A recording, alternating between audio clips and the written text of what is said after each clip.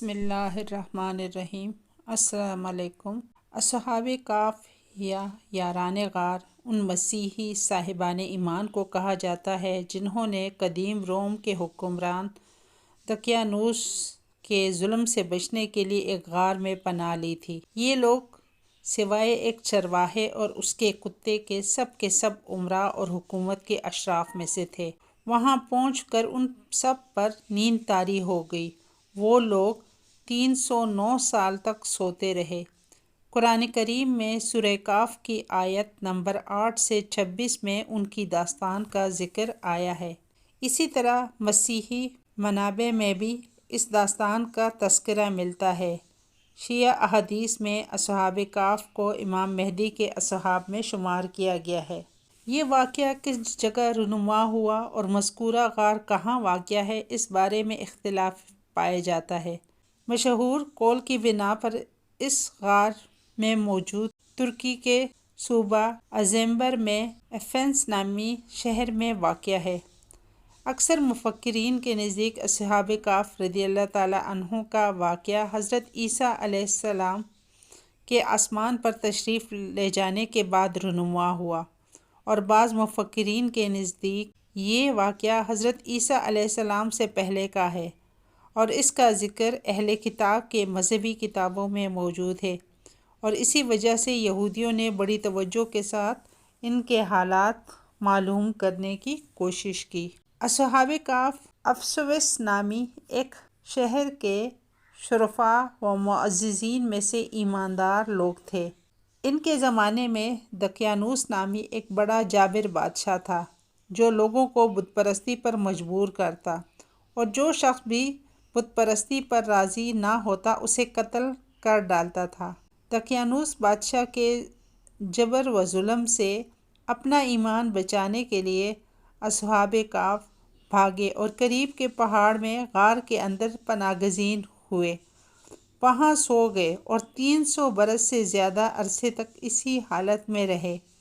بادشاہ کو جستجو سے معلوم ہوا کہ وہ ایک غار کے اندر ہے، تو اس نے حکم دیا کہ غار کو ایک سنگین دیوار کھینچ کر بند کر دیا جائے تاکہ وہ اس میں مر کر رہ جائیں اور وہ ان کی قبر ہو جائے۔ یہی ان کی سزا ہے۔ حکومتی عملے میں سے یہ کام جس کے سپرد کیا گیا وہ نیک آدمی تھا۔ اس نے ان اصحاب کے نام، تعداد اور پورا واقعہ ایک تختی پر کندہ کر کے تانبے کے صندوق میں دیوار کی بنیاد کے اندر محفوظ کر دیا، اور یہ بھی بیان کیا گیا ہے کہ اسی طرح ایک تختی شاہی خزانے میں بھی محفوظ کر دی گئی۔ کچھ عرصہ بعد دقیانوس ہلاک ہوا، زمانے گزرے، سلطنتیں بدلی، یہاں تک کہ ایک نیک بادشاہ فرمانروا ہوا جس کا نام بیدروس تھا، اور اس نے 68 سال حکومت کی۔ اس کے دور حکومت میں ملک میں فرقہ بندی پیدا ہوئی، اور بعض لوگ مرنے کے بعد اٹھنے اور قیامت آنے کے منکر ہو گئے۔ بادشاہ ایک تنہا مکان میں بند ہو گیا، اور اس نے گریہ وزاری سے بارگاہ الہی میں دعا کی کہ یا رب کوئی ایسی نشانی ظاہر فرما جس سے مخلوق کو مردوں کے اٹھنے اور قیامت آنے کا یقین حاصل ہو جائے۔ اسی زمانے میں ایک شخص نے اپنی بکریوں کے لیے آرام کی جگہ حاصل کرنے کے واسطے اسی غار کو تجویز کیا، اور کچھ لوگوں کے ساتھ مل کر دیوار کو گرا دیا۔ دیوار گرنے کے بعد کچھ ایسی ہیبت طاری ہوئی کہ گرانے والے بھاگ گئے۔ اصحاب کہف اللہ تعالیٰ کے حکم سے تر و تازہ اٹھے، چہرے شگفتہ، طبیعتیں خوش، زندگی کی تازگی موجود۔ ایک نے دوسرے کو سلام کیا اور نماز کے لیے کھڑے ہو گئے۔ نماز سے فارغ ہو کر ایک نے کہا کہ آپ جائیے اور بازار سے کچھ کھانے کو بھی لائیے، اور یہ بھی خبر لائیے کہ دقیانوس بادشاہ کا ہم لوگوں کے بارے میں کیا ارادہ ہے۔ وہ بازار گئے تو انہوں نے شہر پناہ کے دروازے پر اسلامی علامت دیکھی، اور وہاں نئے نئے لوگ پائے۔ یہ اسلامی علامت دیکھی اور یہ دیکھ کر انہیں تعجب ہوا کہ یہ کیا معاملہ ہے۔ کل تک تو کوئی شخص اپنا ایمان ظاہر نہیں کر سکتا تھا، آج اسلامی علامتیں شہر پناہ پر ظاہر ہیں۔ پھر کچھ دیر بعد آپ تندور والے کے دکان پر گئے اور کھانا خریدنے کے لیے اسے دقیانوسی سکے کا روپیہ دیا، جس کا رواج صدیوں سے ختم ہو گیا تھا اور اسے دیکھنے والا بھی کوئی باقی نہ رہا تھا۔ بازار والوں نے خیال کیا کہ کوئی پرانا خزانہ ان کے ہاتھ آ گیا ہے، چنانچہ وہ انہیں پکڑ کر حاکم کے پاس لے گئے۔ وہ نیک شخص تھا، اس نے بھی ان سے دریافت کیا کہ خزانہ کہاں ہے۔ انہوں نے کہا خزانہ کہیں نہیں ہے، یہ سکے ہمارے اپنے ہیں۔ حاکم نے کہا یہ بات کس طرح؟ قابل یقین نہیں، کیونکہ اس میں جو سال لکھا ہوا ہے وہ 300 برس سے زیادہ کا ہے اور آپ نوجوان ہیں، ہم لوگ بوڑھے ہیں، ہم نے تو کبھی یہ سکہ دیکھا ہی نہیں۔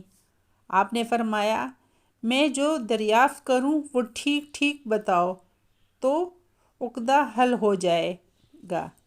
یہ بتاؤ کہ دقیانوس بادشاہ کس حال و خیال میں ہے؟ حاکم نے کہا آج روئے زمین پر اس کا نام کا کوئی بادشاہ نہیں، سینکڑوں برس پہلے ایک بے ایمان بادشاہ اس نام کا گزرا ہے۔ آپ نے فرمایا کل ہی تو ہم اس کے خوف سے جان بچا کر بھاگے ہیں اور میرے ساتھی قریب کے پہاڑ میں ایک غار کے اندر پناہ گزین ہیں، چلو میں تمہیں ان سے ملوا دوں۔ حاکم اور شہر کے سردار اور ایک کثیر مخلوق ان کے ہمراہ غار کے کنارے پہنچ گئے۔ اصحاب کہف کے انتظار میں تھے۔ جب انہوں نے کثیر لوگوں کے آنے کی آواز سنی تو سمجھے کہ وہ شخص پکڑا گیا ہے اور دقیانوسی فوج ہماری جستجو میں آ رہی ہے۔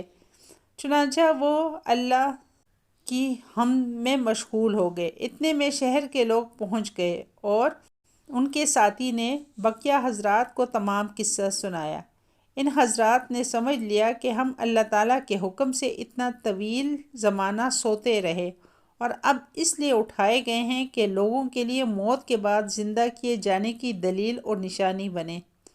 جب حاکم شہر غار کے کنارے پہنچا تو اس نے تانبے کا صندوق دیکھا، اس کو کھلوایا تو تختی برآمد ہوئی۔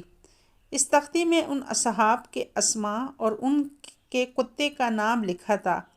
یہ بھی لکھا تھا کہ یہ جماعت اپنے دین کی حفاظت کے لیے دقیانوس کے ڈر سے اس غار میں پناہ گزین ہوئی ہے۔ دقیانوس نے خبر پا کر ایک دیوار سے انہیں غار میں بند کر دینے کا حکم دیا ہے۔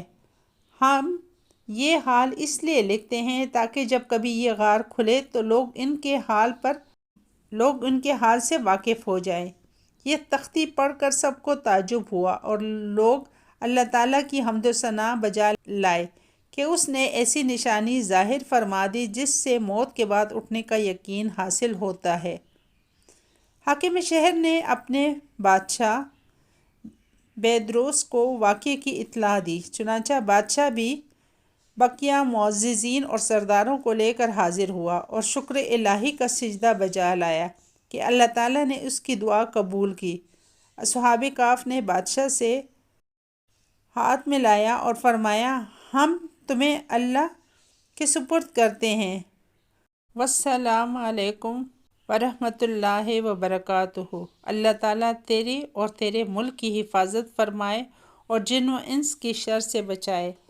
بادشاہ کھڑا ہی تھا کہ وہ حضرات اپنے خوابگاہوں کی طرف واپس ہو کر مصروف خواب ہوئے اور اللہ تعالیٰ نے انہیں وفات دی۔ بادشاہ نے سال کے صندوق میں ان کے اجساد کو محفوظ کیا اور اللہ تعالیٰ نے غیب سے ان کی حفاظت فرمائی کہ کسی کی مجال نہیں کہ وہاں پہنچ سکے۔ بادشاہ نے سرغار مسجد بنانے کا حکم دیا اور ایک خوشی کا دن معین کر دیا کہ ہر سال لوگ عید کی طرح وہاں آیا کریں۔ حضرت عبداللہ بن عباس رضی اللہ تعالیٰ عنہ سے روایت ہے کہ اصحاب کہف کے ناموں کا تعویذ 9 کاموں کے لیے فائدہ مند ہے۔ نمبر 1، بھاگے ہوئے کو بلانے کے لیے اور دشمنوں سے بچ کر بھاگنے کے لیے۔ نمبر 2، آگ بجھانے کے لیے کپڑے پر لکھ کر آگ میں ڈال دے۔ نمبر 3، بچوں کے رونے اور تیسرے دن آنے والے بخار کے لیے۔ نمبر 4، درد سر کے لیے دائیں بازو پر باندھیں۔ نمبر 5، الصبیان کے لیے گلے میں پہنائیں۔ نمبر 6، خشکی اور سمندر میں سفر سے محفوظ ہونے کے لیے۔ نمبر 7، مال کی حفاظت کے لیے۔ نمبر 8، عقل بڑھانے کے لیے۔ نمبر 9، گناہگاروں کی نجات کے لیے۔ ویورز، مجھے امید ہے کہ آپ کو میری آج کی ویڈیو پسند آئی ہوگی، اور اگر پسند آئی ہے تو میرے چینل پروڈکٹیو مسلم کو لائک، شیئر اور سبسکرائب کریں۔ اللہ حافظ۔